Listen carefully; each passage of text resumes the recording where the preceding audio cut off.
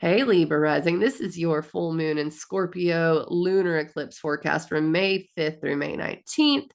And this is happening in your second house of assets, resources, money, values. And there is something that's been disempowering there.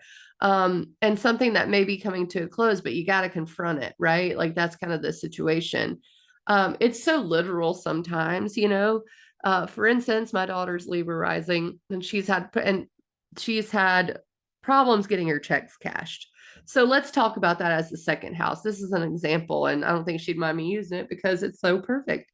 This is an example. It's in your second house of finances, right?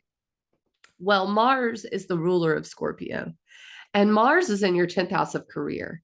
Literally, her checks are not being cashed because the signature on the check is wrong from her boss. So, having to be like, hey, I got to fix this. Now you will be dealing with your own version. How is career and your finances jiving? What do you need to attend to there? What are your feelings about that? How are you being disempowered? You're going to need to speak up about it, right? Why do I say that? Because the opposite sign, Taurus, is your 8th house of contracts, investments, partnerships. Mercury's retrograde there. The sun and Uranus are there. And so that is what's developing. You're developing this need and this value for partnerships that boost you, not that take away. And I think Libra risings always fight with that because they have Scorpio on the second house. But luckily, Venus is in Gemini in your 9th house of higher education. It's like there's a bigger world, and you maybe don't need to worry about the fine details. Those will be taken care of when Venus moves into Cancer May 7th. And that's your 10th house of career. And that's going to give you some really good things in the career and achievement area. In fact, May 13th, Venus will sextile Mercury retrograde, stationing direct in your 8th house, and trine Saturn in your 6th house of work. So these problems seem like they're going to click back into place and you're going to figure it out.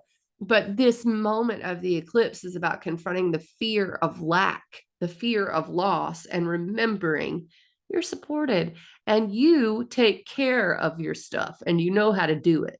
And Venus is going to help you do it here in the next couple of weeks. So the other thing I have to tell you is that Jupiter moves into your 8th house May 16th.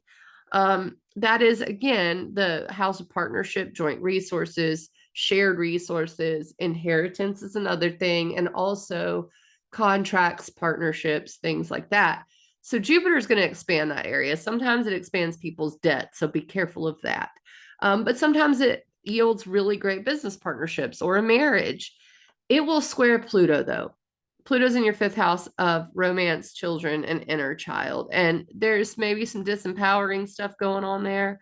And so just be aware of that. That will also kick up a notch late May when Mars moves to oppose Pluto and square Jupiter. Could be a grand cross with the nodes. So just something to pay attention to, I think, that's on upcoming. And the first little hit of that may be May 16th when Jupiter squares Pluto. So something to note. I wish you a good next 2 weeks. I guess I'll catch you on the flip side, May 19th. See you then.